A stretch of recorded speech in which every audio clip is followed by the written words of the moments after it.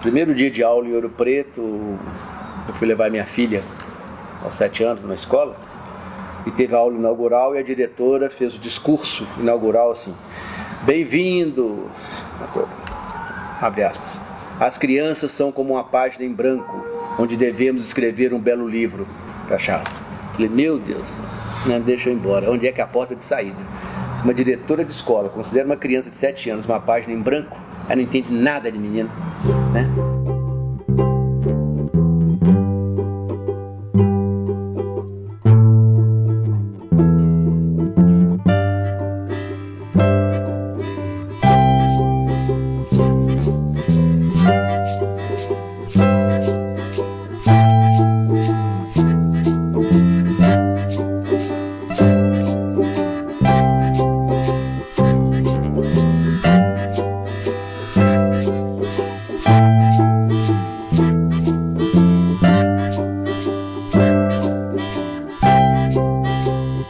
Será que é possível de criar essa escola, uma escola desse tipo, seja uma escola alegre, prazerosa, ou a escola tem que ser o serviço militar obrigatório aos 7 anos? Agora passou por 6. Né? O sistema educacional dominante no mundo não vende um produto que o cliente não quer receber e não pergunta a opinião do cliente se ele gostou. E o cliente é a criança. Então como é que se constata que a educação é um fracasso, não só no Brasil, mas em muitos lugares do mundo? Pela taxa de evasão. Né? Se for pegar a taxa de acesso, é muito boa no Brasil hoje, é quase universal. Mas a evasão beira 1/3 da entrada. Né? Ou seja, em algum momento a escola deixa de fazer sentido para o aluno. O médico do século XX entra numa sala de cirurgia do século XXI. Ele consegue operar? Ele não consegue operar. Ele mal consegue entender o que é que tem ali, onde é que está o paciente. Né? Se um professor do século XX ou XIX entra na sala de aula do século XXI, ele vai achar muito diferente? Não vai. Ele vai ver ali a lousa, o giz, as carteiras enfileiradas, a lista de chamada, tudo conforme era no século XIX. A única coisa com a qual ele não contava era com a cabeça dos alunos do século XXI. E aí que mora o conflito. A sala de aula do século XXI não é mais aquele quadrado, é praticamente o planeta, porque com as novas tecnologias, o planeta é o espaço de aprendizado das pessoas. Historicamente, nós fomos um país onde se desenvolveu muitas ideias, mas que pouca coisa foi concretizado, né? A gente desenvolveu teorias, desenvolveu ideias, a academia é um local onde tem ideias interessantíssimas educacionais no Brasil, mas no fundo se praticou muito pouco, se construiu muito pouco em termos de prática educacional. Por que o educador não sai da mesa? Por que tem que ser ele o astro? Por que não o aluno, né? E fugir do sistema, mas isso tem que ser uma revolução educacional no Brasil, sabe? Os professores chega, isso não é o modelo mais, ele já está, idade média isso aí, né? Sentar um atrás da carteira do outro, olhando o pescoço, é prova no fim do mês, aquele conteúdo, nossa, tabela periódica, por exemplo, caraca, né? A troco de quê? O que os educadores dizem dentro das escolas? Do ensino fundamental ao médio, eles dizem assim: pequenininho, regra, grande, lição. Pequenininho, regra, grande, lição. Você consegue uma pessoa lidar com 15, 20, 30, que esse é o modelo industrial. É uma equação simples. É um educador vivendo todo o seu espaço de angústia, de desejo, de medo, de segurança, de vontade, de insegurança, sendo responsabilizado por uma instituição para realizar um espaço de aprendizagem com um grupo de 40 crianças. Como é que ele lida com isso? Essa coisa do currículo, a gente só se importar com a parte cognitiva, né? A gente sabe que o humano, ele tem várias outras dimensões, ele tem a questão emocional que, comanda pra caramba a vida da gente, né? Se a gente for parar pra pensar assim, quanto tempo que a gente gasta da vida, assim, lidando com as nossas emoções e com as consequências das nossas emoções. Você consegue gerenciar a sua raiva? O que você faz quando você está com raiva? O que você bate nas pessoas? A escola tem que lidar com esse tipo de coisa. Esse negócio de falar que você tem que sofrer para aprender, isso é coisa de Santo Agostinho. O problema lá da Idade Média dele. Né? Você pode aprender prazerosamente. Né? E se a escola quiser, ela pode ser um lugar alegre, prazeroso, bom, agradável. Será que um dia nós vamos conseguir criar uma escola tão boa, mas tão boa, tão alegre, tão prazerosa, que os alunos, os professores, os funcionários exijam aulas aos sábados, domingos e feriados? Esse é um desafio para nós e para todos nós. Né? Essa escola ainda não existe, né? Que eu saiba, não.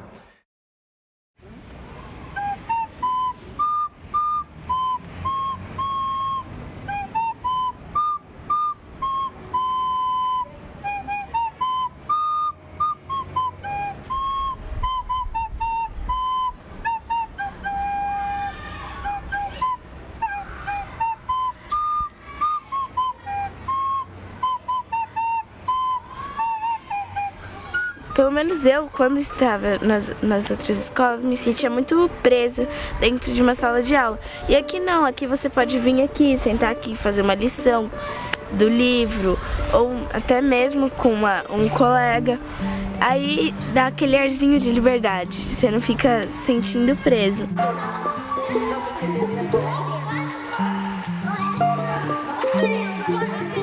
Mas era muita lição, assim, a professora ela brigava muito e a gente ficava o dia inteiro em sala, o dia inteiro. Aí a gente queria que ele explicasse, né, mas não explicava. Aqui a gente pode pegar os livros e pode fazer a lição que a gente quiser.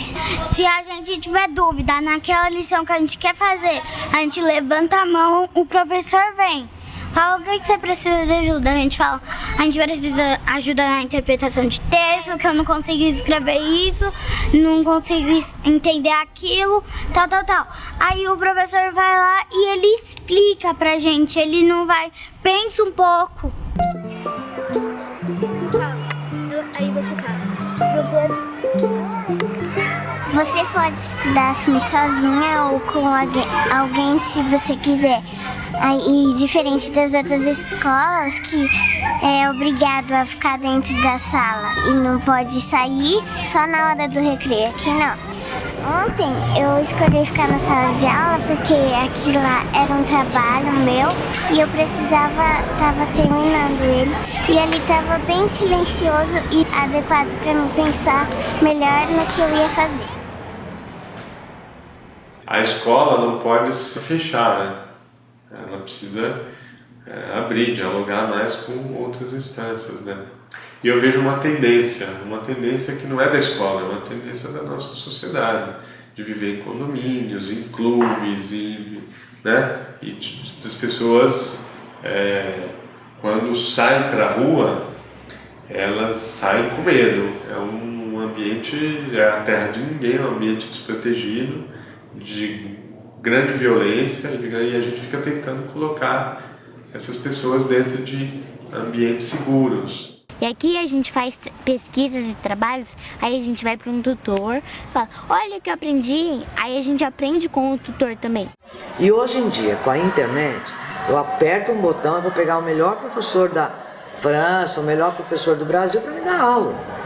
Agora, quando ele é realmente um educador, que ele para uma aula para escutar um aluno, que ele realmente invente, reinvente, aí sim, ele está fazendo o papel dele, de educador. Porque educação não vai só em livro, né? Vai desde como escova dente, desde se está comendo, vê se está com dor, vê se enxerga. Tem tudo isso para ver antes de qualquer início de aula, né? É muito difícil para esse professor trabalhar. Para ele poder ser um educador, realmente ele tem que estar livre, ele tem que estar autônomo, ele tem que estar lendo livro, indo no teatro, no cinema. Cadê? Cadê grana? Cadê tempo? Eu cheguei aqui nessa escola, era uma escola exatamente, apesar de tudo isso, de ter essa comunidade, era uma escola exatamente igual a todas as outras escolas da rede, né? Mas, enfim, era uma escola cheia de grade, era uma escola toda cinza, E a gente foi meio que acabando com essas coisas. E eu me lembro que o dia que eu tirei a grade, eu fiquei com muito medo. Porque eu não passei pelo conselho de escola, eu simplesmente... Porque assim, eu ia no recreio e eu via aquelas crianças penduradas na grade, se balançando pra lá e pra cá. Tinha um sinal que era um sinal de fábrica, horroroso. Eu fui tirando tudo. Daí quando eu tirei a grade, eu fui pro recreio e uma menina disse pra mim assim, diretora, ainda bem que a senhora tirou a grade, porque a gente não é louco nem bandido pra ficar preso. A escola como ela existe, ela com esse formato que normalmente é o da aula, da série, da turma, do horário padrão, etc. Ela é uma invenção recente. Portanto, isso prova que a escola mudou.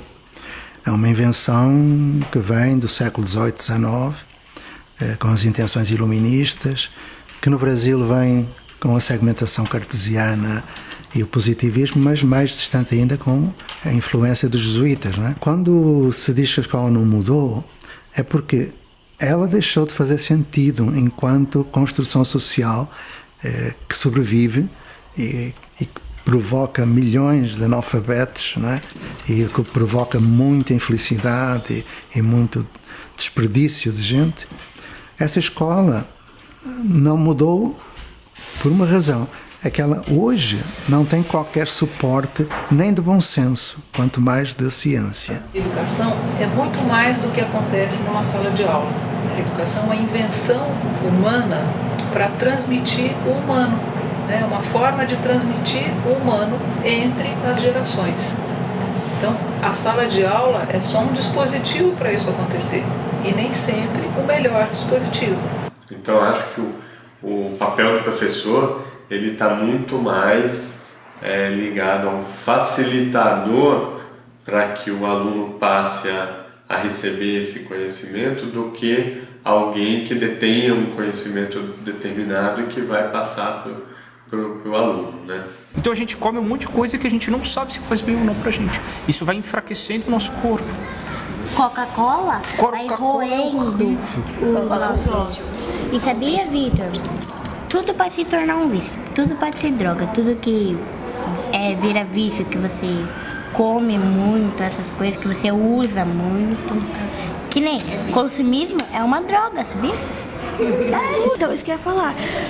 Não é drogado, é uma viciada, é um vício que a pessoa se habitua e não consegue mais largar disso. É um vício.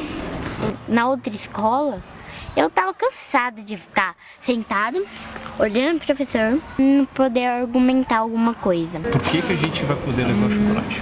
Por quê? Porque a gente entrou em um consenso que nós poderíamos levar, porque a gente ia dividir com todo mundo. Porque nós seríamos coletivos. E aí? Se a gente levar uma para chocolate, nós estamos sendo coletivos. Justifica? Justifica. Só que, Vitor, e aí eles vão perguntar por que a gente vai poder levar chocolate, sendo que aqui a gente não come chocolate. Aí eu vou responder. O dia que ganhou lá da Cacau Show, a gente comeu chocolate. Todo mundo comeu Comemos chocolate. confete. Então o problema é porque não tem para todos. Claro que não vai dar todo dia, né? Senão vai ser uma escola de obesos. Não existe um professor que vem e prepara a aula. Ele simplesmente é um provocador, né? Provoca ação, no sentido de gerar processos cada vez melhores, mais efetivos de aprendizado. E o que se estuda? Tudo que for do interesse daquele grupo, né? No seu ritmo e no seu tempo. Meninos pequenos, grandes, não importa. Ela é assim, ó, não, ela não é pintada não, já, ela só tem uma hastezinha aqui, tá vendo, ó, ao lado. Certo? 1, 2, 3, 4. Só que ela soa durante 1, 2 só. 1, 2, parou, certo? Essa nota chama semibreve. Por enquanto não importa muito o nome, depois a gente vai te falar do nome dela.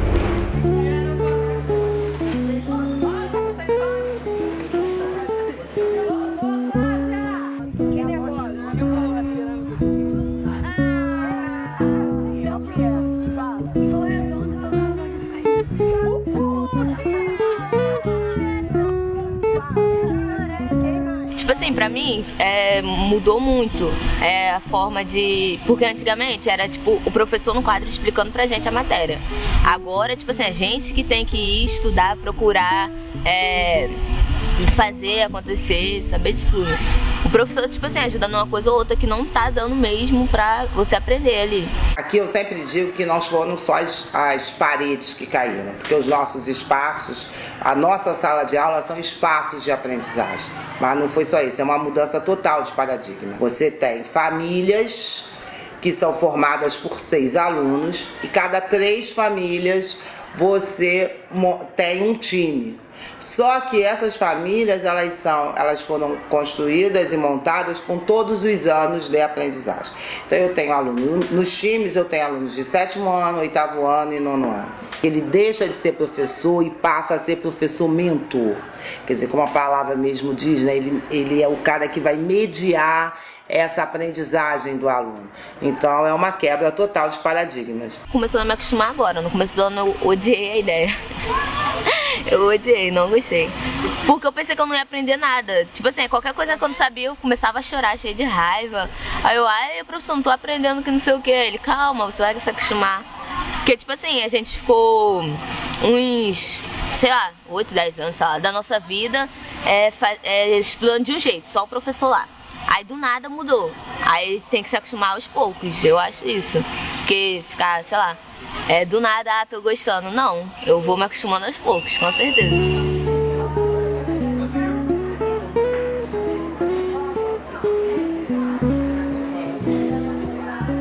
Ainda está em transição. A criança pega tudo muito rápido. Para eles é impressionante a facilidade que eles têm de se adaptar às novidades. Eu acredito que os adultos, os professores, têm uma dificuldade um pouquinho maior. Mas o método é outro paradigma, é outra forma de olhar a relação ensino-aprendizagem. A gente precisa ajudar esse aluno a se transformar num novo estudante, que é um estudante que tem interesse, que quer aprender, que quer buscar o conhecimento, que quer ir além. Eu acho que a rede municipal, assim como toda a rede de educação tradicional, é muito professor, sala de aula, tarefa, copia, decora, faz prova. Esse não é o perfil do novo estudante.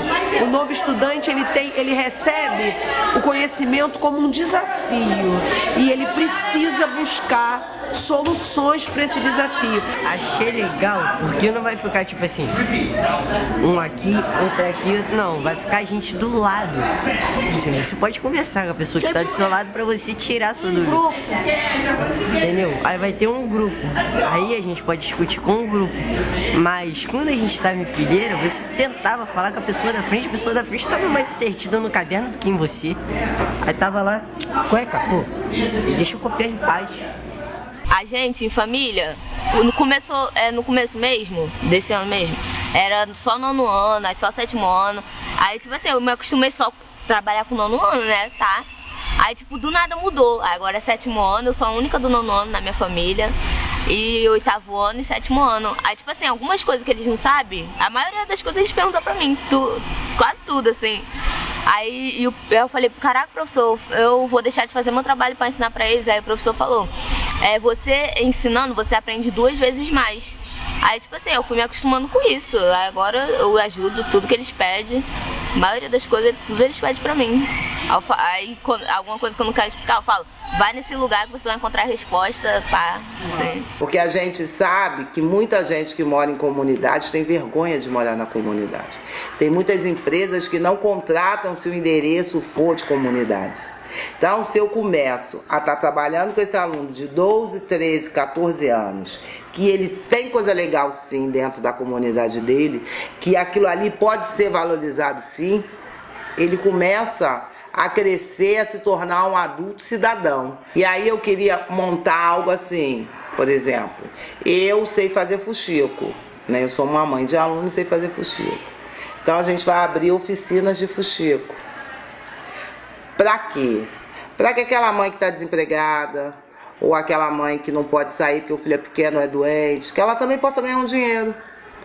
E por um outro lado, pelo um outro olhar, aquele aluno que acha que a mãe dele faz fuxico e não é nada, que ele comece a ver a mãe com outro olhar, que ele consiga valorizar tudo aquilo que ele tem, que ele acha que não é nada. né? Que ele se valorize como ser humano.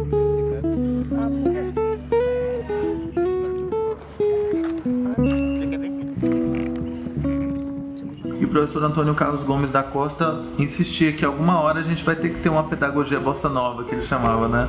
Ou seja, a gente precisa, dentro do processo de educação, trazer o que a gente tem de mais forte, os brasileiros, né? Que é a criatividade, que é a ginga, essa coisa com a cultura muito forte, essa coisa com a diversidade, de ter que ser criativo para resolver problema. Pô, olha, vai numa dessas favelas aí que você vê como é que o nego não tem que ser criativo para poder resolver os problemas que eles têm, né? Só que a gente não traz isso para o processo formal de educação, né? Então eu acho que basicamente a minha obsessão é essa, assim, como é que a gente consegue recriar um processo educacional que consiga se aliar com o que nós temos, nós brasileiros, como força da nossa cultura, que é uma pedagogia de alma brasileira, né?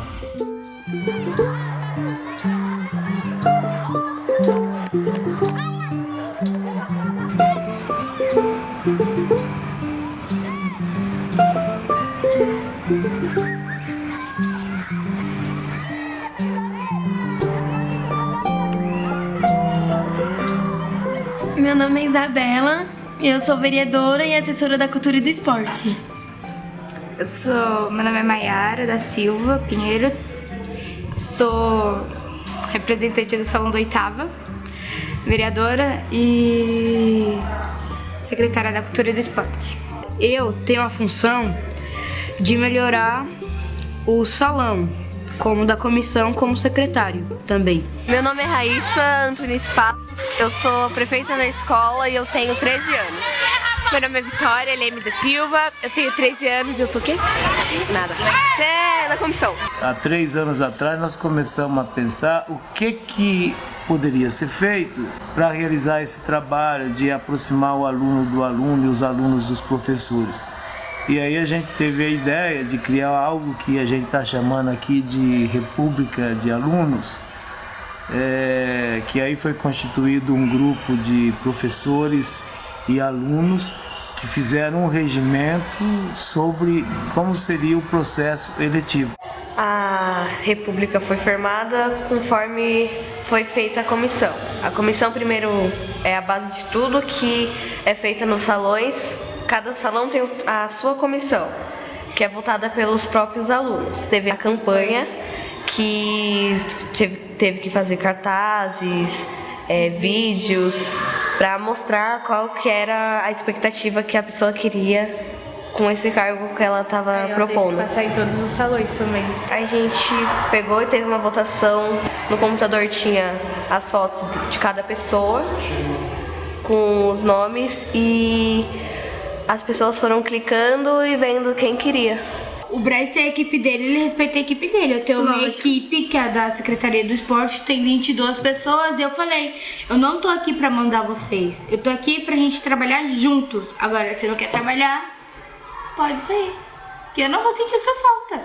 Na medida que as pessoas tentam se unir para buscar a solução, eles criam também os conflitos e contradições, e esses conflitos, essas contradições, quando se fala em construção da democracia, eles são bem-vindos. As escolhas que a gente faz não é só pra gente, acho que é pra escola inteira, como os políticos lá de fora, sabe, mais ou menos, porque às vezes eles pensam um pouco só neles, só que aqui a gente pensa mais nos outros do que nós mesmos, a gente pensa no próximo. E aí as pessoas perguntam assim, qual que é o ponto forte do projeto? Eu falo, trabalho em equipe. Qual que é o ponto fraco? O trabalho em equipe.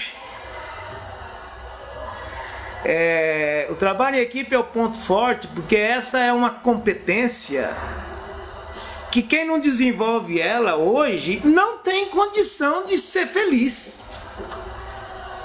Por outro lado, nós vivemos numa sociedade capitalista que prima pelo individualismo, e as pessoas têm uma dificuldade muito grande de compor equipe. E na questão pedagógica está posta neste projeto que não é só na escola que se aprende. Tudo que a gente fez até agora, a gente não pensou só na gente. A A gente pensou nos próximos, os que vão entrar e os que estão vindo e os que estão saindo, que é a gente, entendeu? Que, assim, pra mim eu vou ficar muito contente, porque quando eu sair daqui eu vou falar, nossa, eu vou voltar aqui pra visitar, eu falo, nossa, olha o que a gente fez, o que a gente fez e ainda continua, né? Agora, isso ainda é muito incipiente, mas a gente pensa, imagina que dentro de 1 ano e meio, 2 anos, essa escola terá dado um grande salto. E na questão da relação aluno-aluno, né, alunos-professores, quem vai ter o maior poder para elaborar as regras serão os próprios alunos. Às vezes nem sempre o Braz pode estar aqui na escola. E não é só ele que pode resolver os problemas. A gente está percebendo com esse prefeito que a gente tem a capacidade de resolver entre a gente, entre os próprios alunos. A gente não precisa de algo mais, um professor, o diretor da escola, uma coordenadora para resolver alguns problemas. Alguns problemas a gente mesmo pode resolver. Bom, eu tava andando, aí ela me achou. Ela pegou e falou assim: Laísa, como ninguém me escuta, você, por favor, dá pra você me escutar? Foi assim, essas meninas falaram, uma falou que eu enforquei e veio os meninos também, me azucrinar. Aí a tia me levou pro canto, passou a mão no meu cabelo e falou que eu tava errada, tudo. Aí eu me irritei, saí, aí eu procurei a Laísa, porque achei que era melhor, porque ela é da comissão, eu sei que ela vai me ouvir e vai falar o que é certo. Conversei com ela e ela me deu uma flor, eu acabei me acalmando, aí a gente foi andando e conversando e assim foi. Eu falei umas coisas boas pra ela lembrar, pra ela se acalmar. Campos Sales não vai ajudar a nascer um novo ser, seja ele aluno ou professor, sem a gente estar fazendo nascer um novo ser na sociedade. Não muda, a escola sozinha não muda. Agora, o que essa escola fez ao longo do tempo foi que ela não reproduziu a violência que está na sociedade. Muito pelo contrário, ela combateu. Porque a educação não se faz para a cidadania, faz na cidadania, no exercício da liberdade responsável. Perceber o que somos, onde estamos, para onde vamos, com o outro. Aí é que está a grande questão. Substituiu para, que a filosofia para crianças, herança de Lippmann, é muito para, está tudo preparado para a aula de filosofia de crianças. Já não queremos aula. Nós queremos que a todo momento todos se manifestem na sua incompletude, porque é disso que se trata, e na sua incompletude, deparando com problemas, conflitos, um com o outro, aprenda, mediado pelo mundo e por um educador, a ser e a conviver.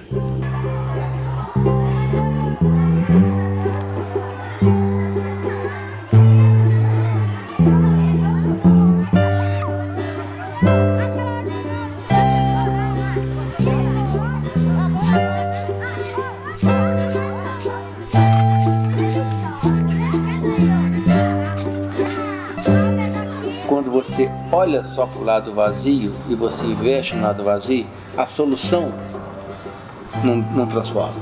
Porque a solução para um lado vazio é só encher.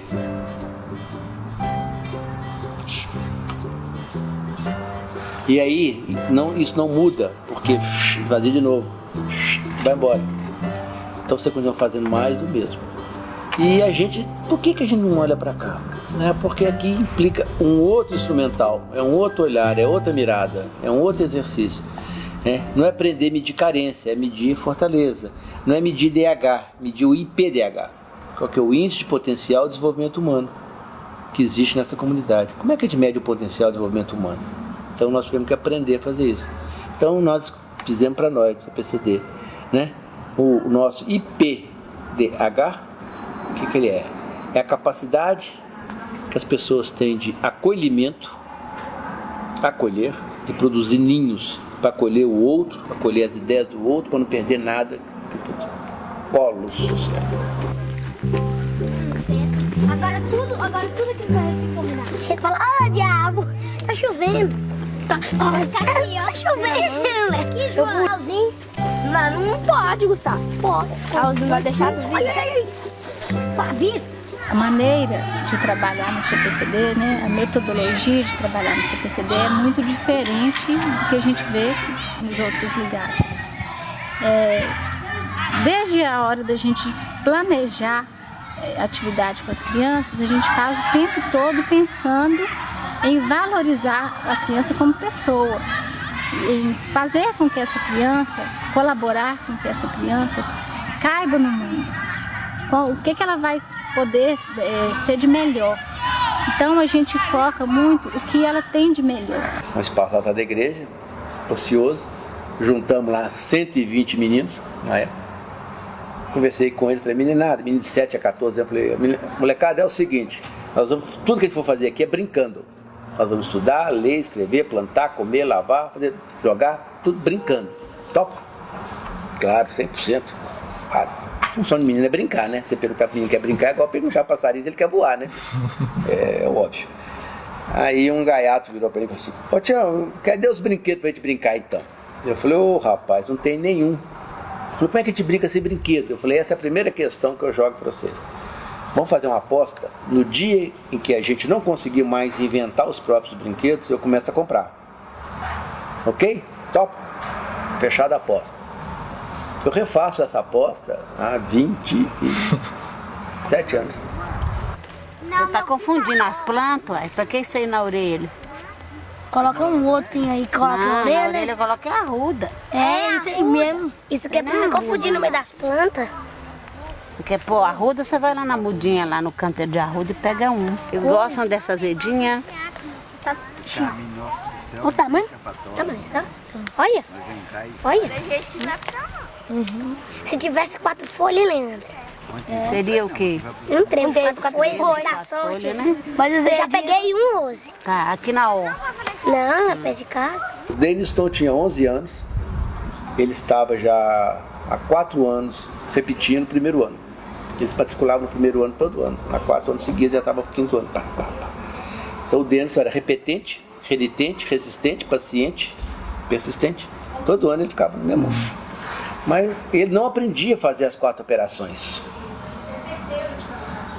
Mas ele sabia jogar dama lá no projeto. E olhar para o Deniston e falar, Deniston, você é um cara que tem lógica. Você tem visão espacial, você entende matemática. Por que você não resolve isso? Né? Aí um dia eu descobri que matemática e aritmética são coisas diferentes. Né? Ele é bom de matemática, não é de aritmética. Quem é bom de aritmética é máquina. Você faz a conta. Pegamos um tabuleiro de dama, nas casas brancas e pretas enchemos ela com números, de forma aleatória. E criamos uma regra, só pode comer a pecinha que fizer uma conta. Se não fizer a conta, o outro joga e sopra. Eu não sei o que aconteceu na cabeça do Denis, aquele 3 vezes 3, 9, mais tanto, mais 15, pipi, mais pipa, dama. Aí eu falei, opa, o Denis aprendeu a fazer as operações. Ganha quem descartar todas as cartas pro grupo, tá bom? Soma. 6, 7, 8, 9. Só um. Tem que jogar. Só um. Tem que jogar o resultado certo, viu, Igor? Esse aí, ó. 7, 8. Você jogou lá primeiro que eu sei. Então põe a sua aqui. Essa aqui já era, né? Não tem a hora de brincar, né? O aprendizado pode ser uma brincadeira constante. Não tem a hora do brincar no recreio. Depois da sala, não, sabe? Você pode fazer tudo coisa alegre, prazerosa e tal. Você pode mudar essa atitude, você pode quebrar essas coisas. É claro que os meninos do Ser Criança nunca mais levaram bomba na escola, né? A gente discutiu com ela, menino esperto faz dever em 10 minutos.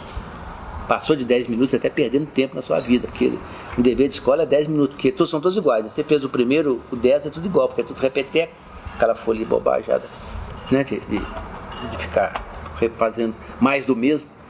Aprende logo, vai brincar de aprender. Brincar de aprender.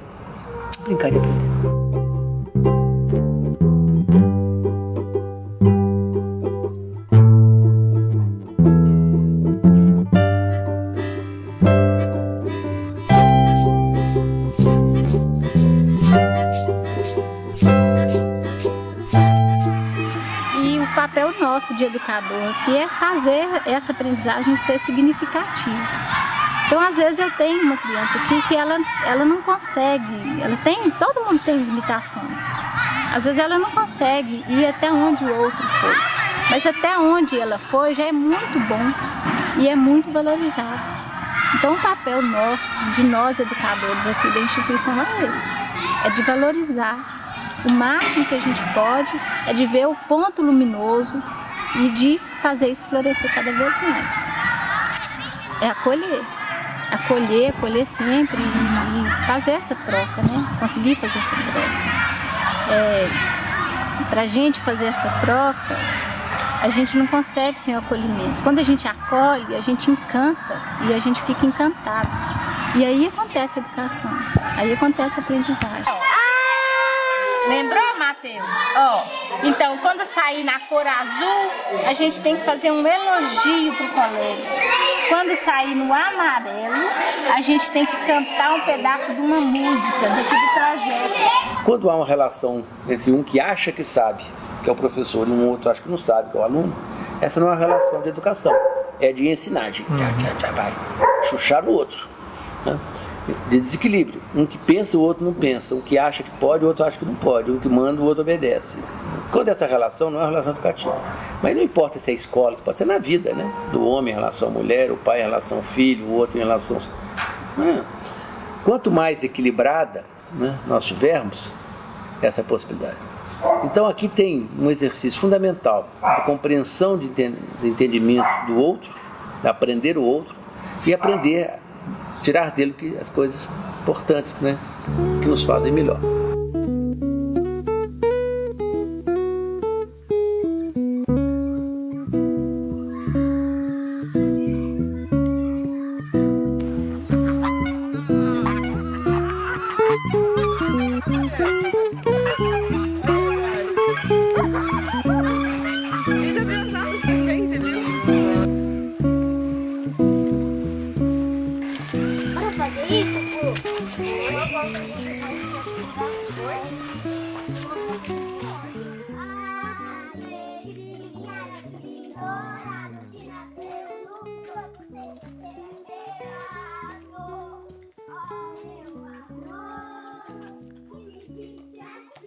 O desenho do projeto Araribá surgiu assim dessa necessidade. Nossas crianças estavam acostumadas ao ar livre, à rua, eles estavam acostumados a ficar na rua. Então o que nós fizemos? Nós transformamos os espaços da escola. Eu falei, vamos criar espaço de aprendizagem.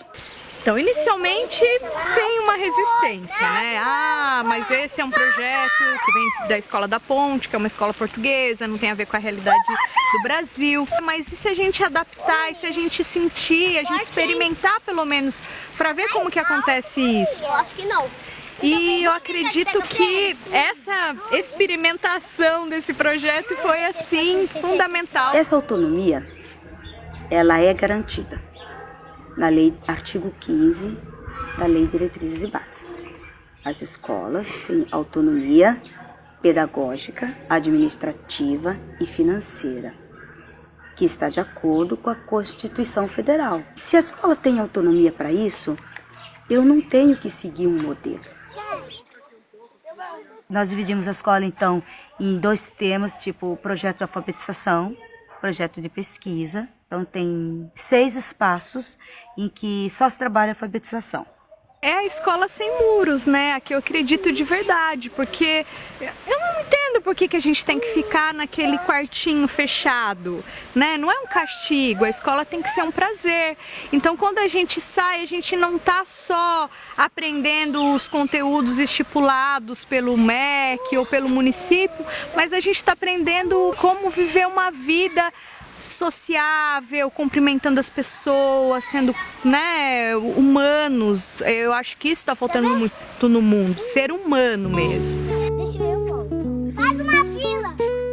Tá bom, faz uma fila. Mas eu cheguei primeiro. Segunda.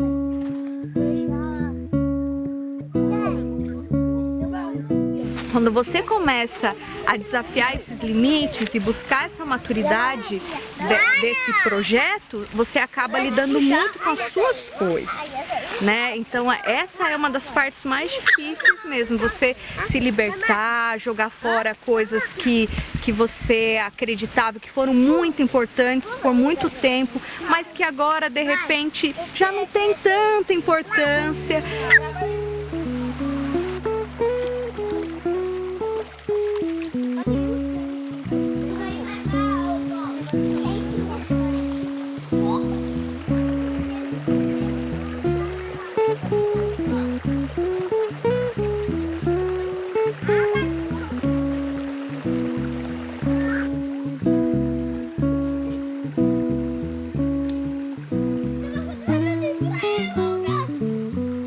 Uma escola sem paredes, sem turmas, sem classes e sem aulas. Essa é a nossa meta.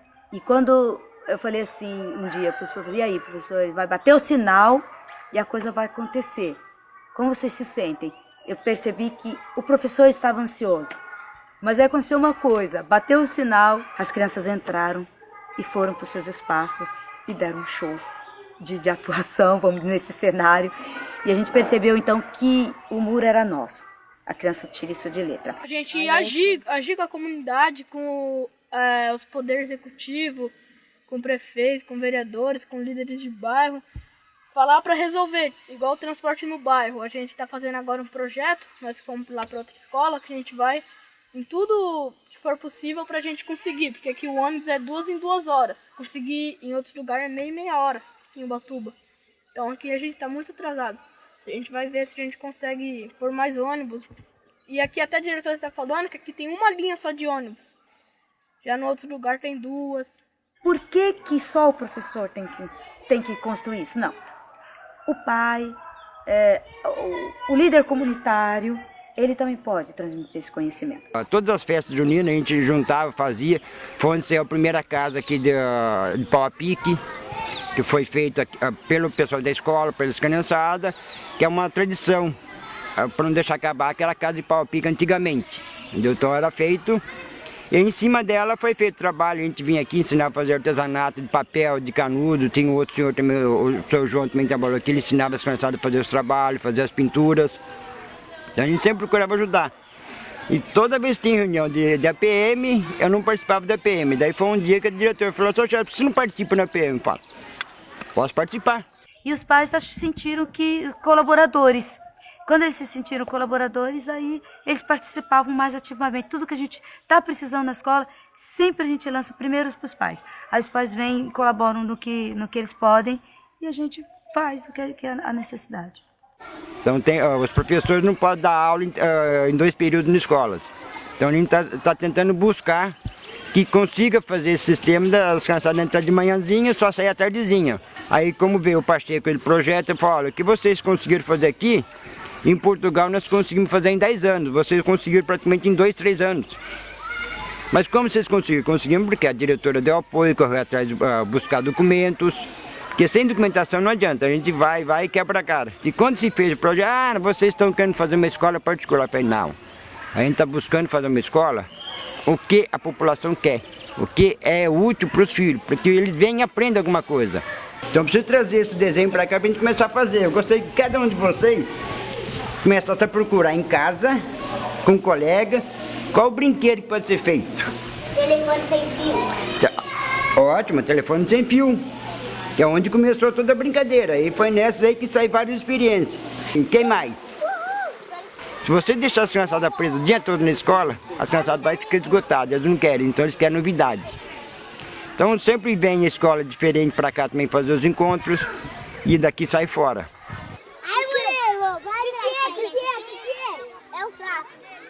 Primeiro eu tava tomando café, aí ele falou que tinha um sapo aqui, eu fui ver. Sai! Cadê ele?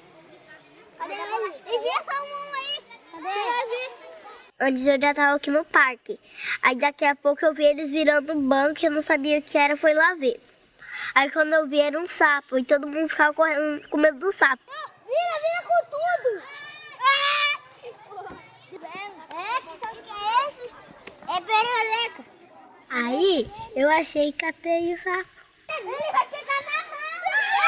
Foi todo mundo ficava correndo com medo do sapo. Eu queria pegar aquele sapo, porque eu gosto muito de animais. Eu não tenho nojo desse. Tem que ter coragem pra pegar um sapo, hein? Eu tenho coragem. Mas aí ele gruda, ele não sai mais nunca. Se você ficar para sempre na mão, ele não sai mais nunca. Ele vai pular.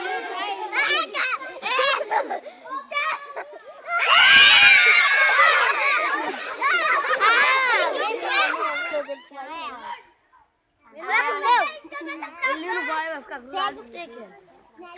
Olha os olhos. Deixa eu segurar. Ai, que lindo. Pra minha irmã. Deixa eu ir mostrar pra minha irmã.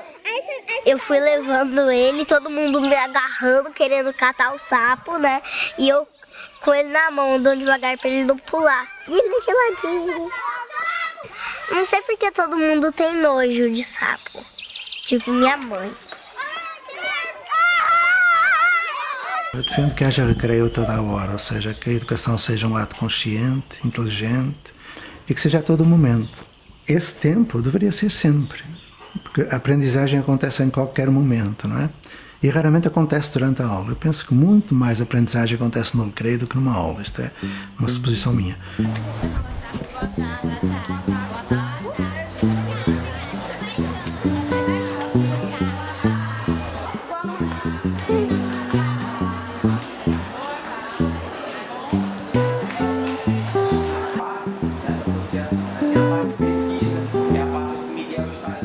Nós começamos realmente com um projeto no contraturno da escola pública, mas a nossa ideia nunca foi complementar a escola pública ou sanar as deficiências da escola pública.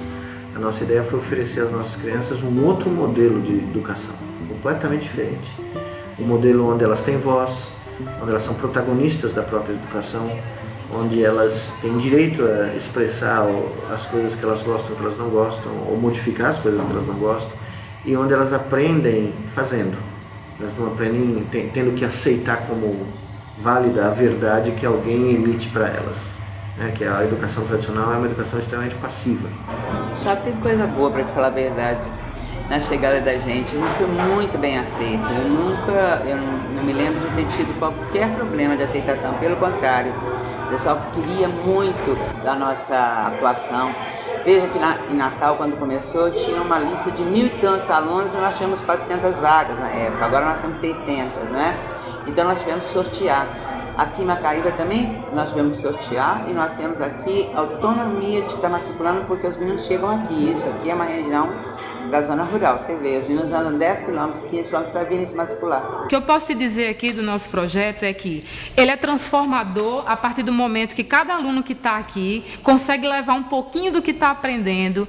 Se ele aprende a compartilhar o material que ele recebe, se ele aprende a ouvir o outro atentamente, a olhar o outro com um outro olhar, a aprender a dividir, a formar grupos, né? A falar, a ter voz e vez. A partir do momento que esses alunos levam consigo para suas comunidades, para as suas casas, esse aprendizado, eu acredito que tem mudança. E os meninos trazem as questões, os problemas que eles vivem, não é, na realidade deles, trazem os problemas que eles vivem nas famílias, trazem os problemas da realidade. E a nossa função, a nossa tarefa enquanto professores, não é a de estar buscando levá-los a descobrir soluções conjuntas para esses problemas. E os professores, todos que a gente contrata, também são professores da realidade aqui, local, que vivem o contexto, conhecem o contexto, que sabem das expressões culturais, das festas, das coisas, né, dos eventos. E assim, não tem sentido você não trabalhar simultaneamente com professores e com os alunos. Macaíba é uma cidade dormitório do Rio Grande do Norte. O entorno é cheio de fábricas. Seus pais saem para frequentar esses empregos, tem pedreira, você tem assentamentos. Então, os alunos que estão aqui com a gente, eles também trazem esses ensinamentos para aqui, para dentro, né? Hoje eu conheço coisas a respeito da comunidade de Macaíba que eu jamais teria como conhecer se eu não estivesse aqui junto com eles. Então, o aprendizado é coletivo. Primeiro, tem direito à voz. Aqui nós temos assembleias que nós podemos discutir problemas, não são problemas, discutir as normas da escola, o que nós fazemos aqui. Primeiro, dá direito à voz ao aluno. Segundo, a interação com professores. O intervalo Nós temos intervalo com professores, os professores conversam com a gente como se fossem alunos também. E outra, nas salas, alunos de 9º, 6º, 7º, são idades diferentes. Todo mundo junto, isso é bom. Há uma socialização de idades, de ideias diferentes. Se vocês fizessem, era o seguinte, eu queria que vocês fizessem um desenho resumido disso aqui.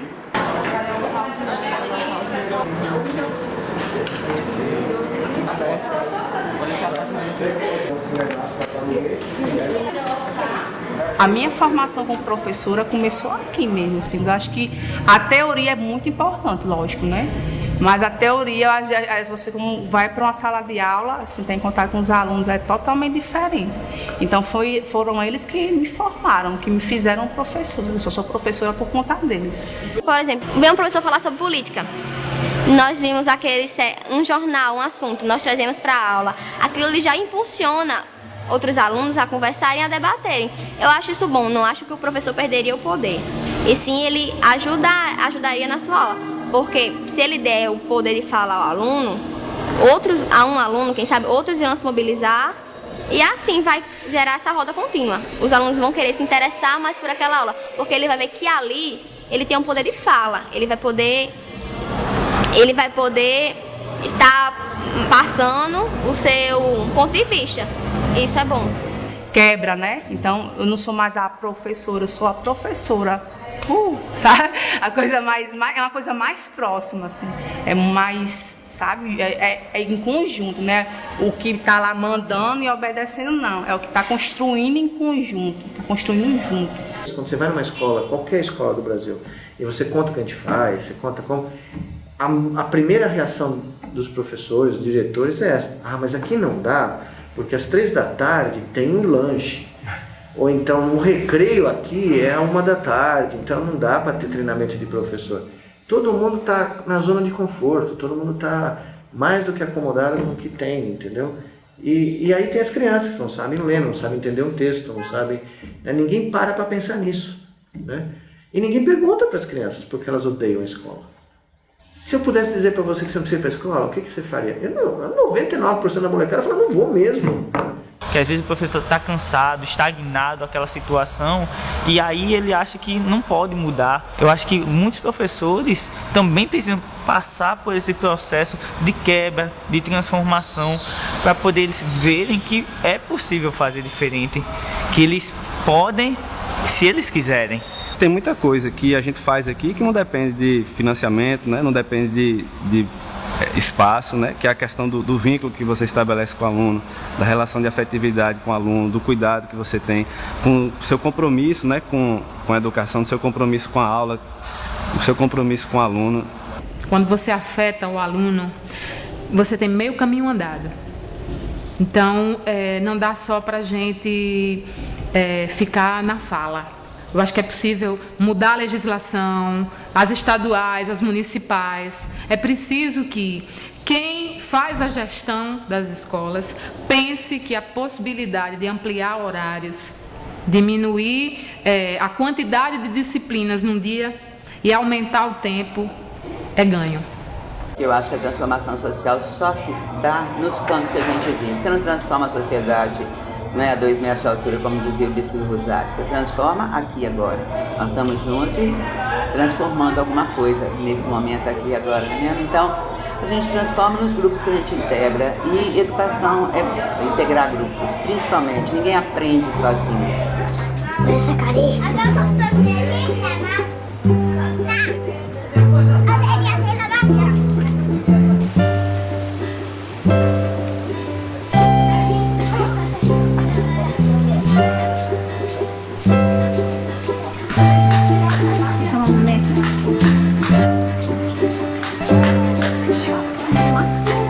Eu sou uma das fundadoras, diretora, professora e faxineira da escola. Nossa escola ela é uma escola livre, é uma escola não diretiva. Aqui a gente não direciona a expressão do ser. Aqui a gente acredita que cada um tem dentro de si a sua evolução e a sua forma de evolucionar, que cada um tem sua forma. O que a gente faz é criar um espaço protegido onde a criança possa expressar quem ela é. E Gente, chegou ontem, né? Peraí. Olha onde está. Não dá para subir. Há 32 anos que eu estou aqui, então eu sei que o fogo queima, eu sei que na água pode se afogar, eu sei o que pode e o que não pode fazer. Então na escola livre não é algo que eu quero, eu faço o que eu quero. Não, tem muitas regras aqui, e tem disciplina, e tem ordem. Cada coisa que eu pego, eu guardo. Aqui não xingamos, aqui não batemos, aqui não desrespeitamos alguém. Eu tenho cor de rosa e você não. Não, aqui assim não fazemos. São limites, na verdade, que não limitam.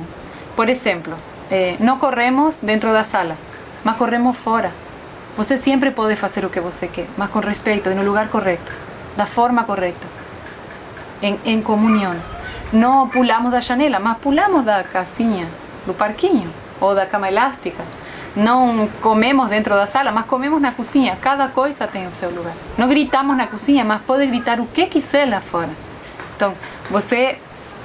No mesmo tempo que a criança ganha sua força de expressão, ela também aprende a como conviver em harmonia e em respeito com todo mundo. Aqui você vê crianças de 1 ano até 13 anos, todos juntos, em perfeita harmonia, com respeito um pelo outro. Não maior isso, certo? Porque, tipo, pega o botão, não é o maior.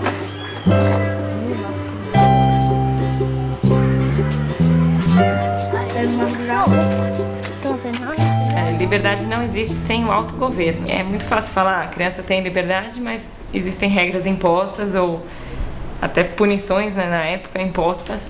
Então você pode escolher o que você faz o dia inteiro, mas se você quebra o vidro, eu vou dizer que isso que acontece, que essa é a punição. Com o tempo foram surgindo outras escolas e acho que as escolas que se chamam democrática hoje, cada uma é de um jeito muito peculiar e muito seu. Summerhill funciona de um jeito e funciona como internato, outra escola funciona de outro jeito, tem escolas que os pais participam das assembleias. Mais do que escola democrática, mais do que escola livre, é uma comunidade que tem um número grande de crianças e alguns adultos juntos. Então eles se resolvem lá e tem a maturidade, ou se pede uma maturidade, ou convida-se para que eles aprendam uma maturidade de se resolver. Um julgamento ou um olhar de um adulto, ele pode apagar a expressão de 40 crianças em um segundo, ou mais. Só um olhar que tem julgamento por trás, ou que tem um qualificativo, ou que tem uma expectativa por trás, ele apaga a expressão de uma criança. Porque a energia das crianças, a expressão delas, ela é muito forte. Você vê uma criança de 2 anos, a expressão dela é muito forte e não está nem aí para nada, ela está expressando. Mas quando elas começam a crescer, a energia da expressão das crianças, ela está tão embaixo e tão julgada pelos adultos que ela já não tem força. O lobo não consegue matar eu nem o urso mal. Quando eu ganhei, ele é muito gigante, as pernas dele são longas. E eu posso pegar uma pistola de fogo e psquá. Só que não é? Que? Lá, na Catarina, ele é bem gigante. Ele é muito alto. E tem um buraco bem gigante. As nossas crianças, elas sabem pensar. Elas sabem pensar por si. Elas não precisam a forma que alguém ensinou. Elas têm cada uma a sua forma. Então, para fazer uma conta, imagina uma soma ou uma divisão, cada um tem sua forma de fazer. Essa forma própria de cada um. Entender a criança como outro ser humano, que já é. E aí se relacionar com outra pessoa como se você se relacionaria com outra pessoa. Com a diferença de que algumas coisas ela tem autonomia para fazer, outras não. Se ela fizer errado, qual a pior coisa que pode acontecer? Ela vai cair de bunda e vai chorar. Ué, deixa ela tentar, né? Ou ela vai colocar um pouco de areia na boca, né? Deixa ela tentar. Tem algumas coisas que, não, ela vai cair 3 andares, então não deixa ela tentar, né? Então ter essa noção e arriscar na medida, dentro da segurança, fora da zona de conforto, para a criança lidar com as coisas sozinha. Então, essa foi a criação da Cecília hoje. E para mim, quando eu olhei para essa peça, eu vi completamente, para mim foi uma confirmação de que olha a expressão única de cada um, sabe? Ninguém pode fazer isso igual. Ninguém ensinou ela. Ela criou. Essa é essa expressão da Cecília. Isso aqui é a Cecília.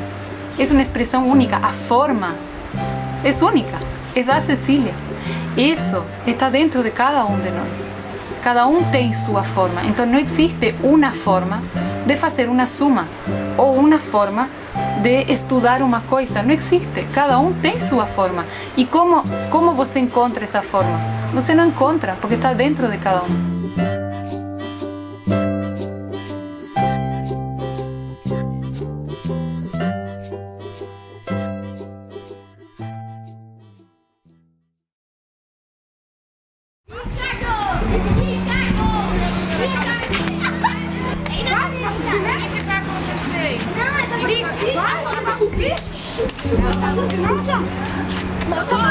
Eu só devia ter arrumado.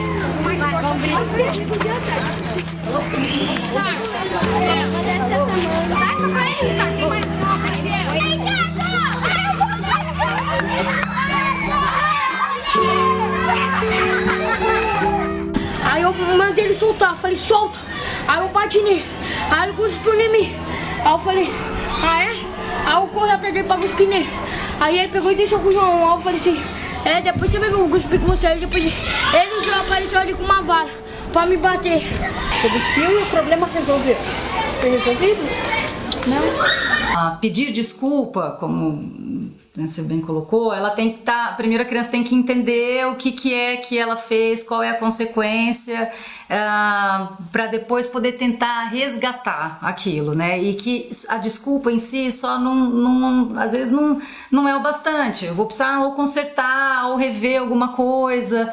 E que procedimento eu uso. Então, se eu só peço desculpa e isso é o bastante, pronto, eu já esqueci de tudo que eu podia ter aprendido com essa situação. Já ignorei. Então tem que tomar cuidado, porque a desculpa muitas vezes ela faz a gente pular a parte importante, que é de rever, resgatar, né, reconstruir, entender a consequência. Ele falou, ele e o Ricardo falou, ele tá aqui, fala com ele agora. Você falou assim, então gosta.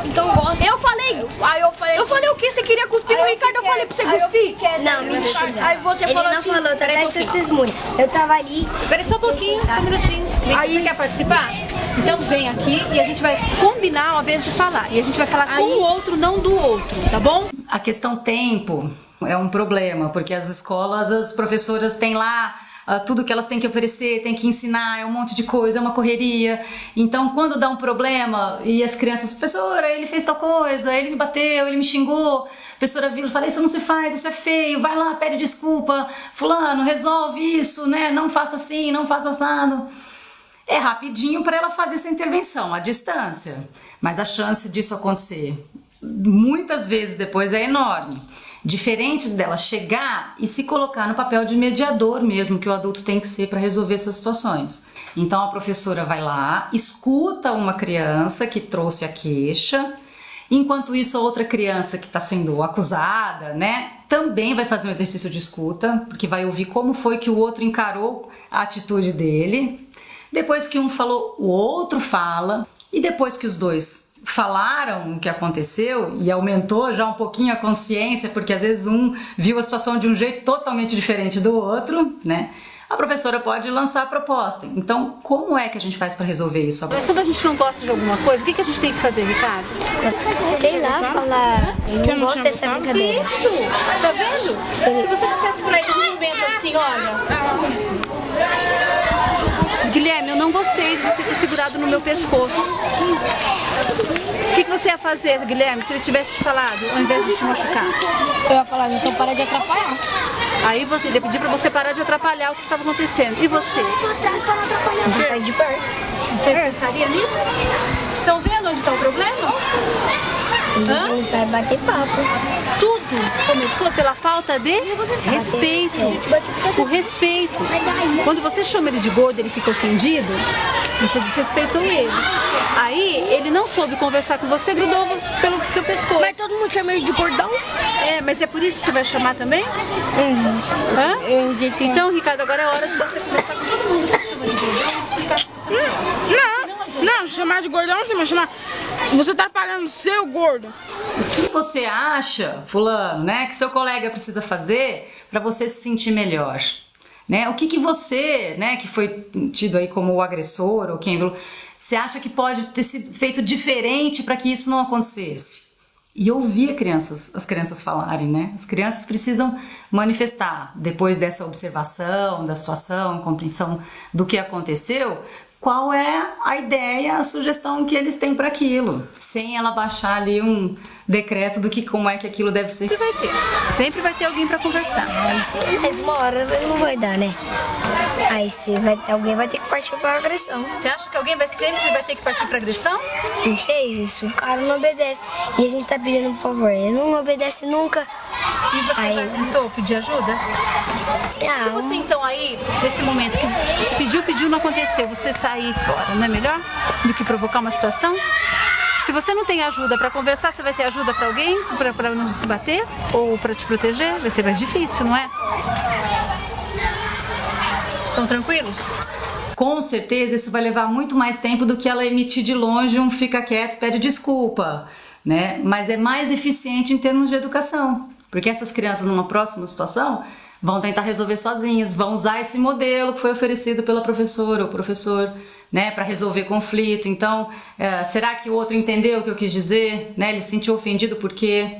Né? Então, mas não era a intenção, então vamos rever que de outra maneira eu posso falar aquilo.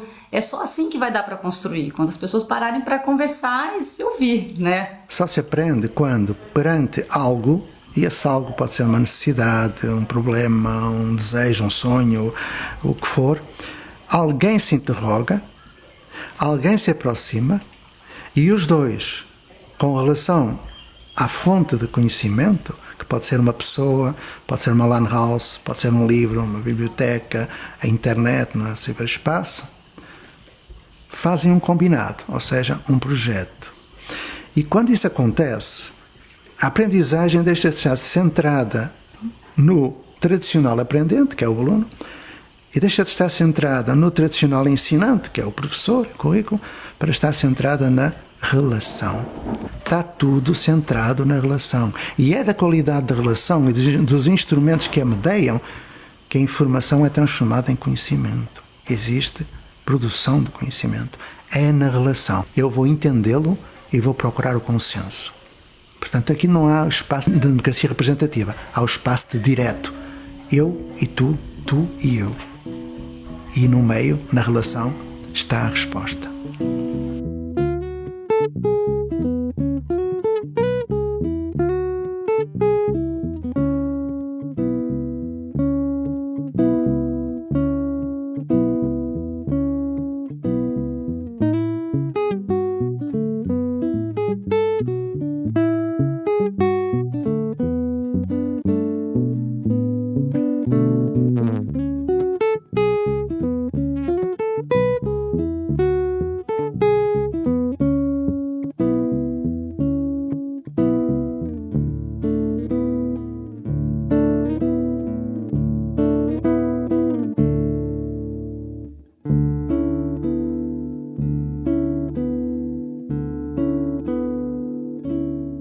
Para fazer um projeto de escola, eu tenho certeza que precisa de tempo, paciência e coragem, né? Assim, porque é duro, é muito duro. No começo, eu assim, pergunto, mas todo mundo gosta do projeto? Óbvio que não. Tem muitos pais que são muito contra. Então a gente tem que fazer também um trabalho com a comunidade. Tem crianças que saem da escola por causa do projeto? Tem.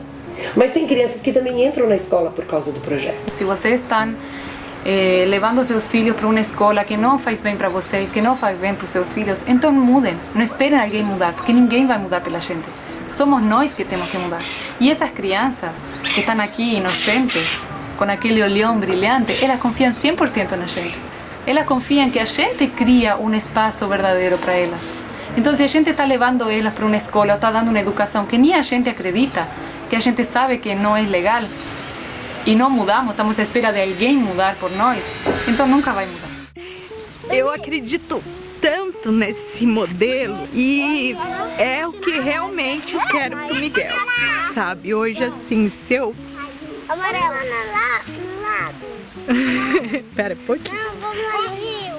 se eu batalho tanto para chegar nesse ponto, é porque eu acho assim que a instituição da escola ela tem uma troca muito rica. E o meu sonho é encontrar um lugar onde o meu filho possa estar feliz, possa aprender com prazer. E se eu tô agora com 9 meses, prestes a ganhar neném, nessa escola ainda trabalhando, é porque realmente eu acredito que o rumo é esse. Uma pergunta que muitos fazem assim é o seguinte: bom, eles estudam aqui desta forma, aí depois eles vão embora, e como é que vai ser na outra escola? E nós não temos nenhuma preocupação com isso. Nós temos preocupação se a gente está avançando na vivência dos princípios do projeto ou não. Se a gente está avançando na autonomia, na responsabilidade, na solidariedade. Agora, aqueles alunos que nós estamos vendo que está avançando na questão da autonomia, da responsabilidade e da solidariedade, ele vai se sair bem em qualquer local. Progressista, conservador, quer dizer, isso nunca foi problema para nós. Eu acho que de um lado é preciso de uma militância e de outro lado é preciso da sociedade entender que educação é uma coisa que precisa ser discutida, né? Educação é alguma coisa que precisa ser pensada, educação é alguma coisa que precisa ser refletida, e que nós precisamos sair um pouco do reducionismo de pensar apenas um foco da educação do vestibular ou um foco da educação para mercado de trabalho, que educar é alguma coisa muito maior do que isso, que vai além disso. Educação é escolha. Eu tenho que escolher estar, eu tenho que escolher, eu tenho que optar por caminhos. E os caminhos, eles se fazem no coletivo. Não existe o fazer isolado, né? Então a gente precisa pensar no coletivo. Eu acho que tem muita coisa para mudar, né? Então eu estou aonde eu sonhei estar, numa educação que é possível e transformando aqui e agora. É no menino que está do lado, é no menino que está no corredor, é no menino que está aqui com a gente no turno. Ele, junto com outro, mais outro, mais outro, eles vão fazer a diferença. Pais sabem criticar professores, professores sabem criticar poder público, alunos sabem criticar as escolas, mas ninguém se ajuda. Então primeiro tem que haver uma sociedade entre todas essas partes.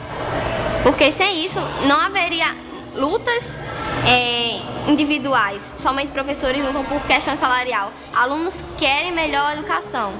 O poder público, alguns querem se melhorar, outros não conseguem, por falta de apoio. Então, primeiro tem que haver a compreensão das partes.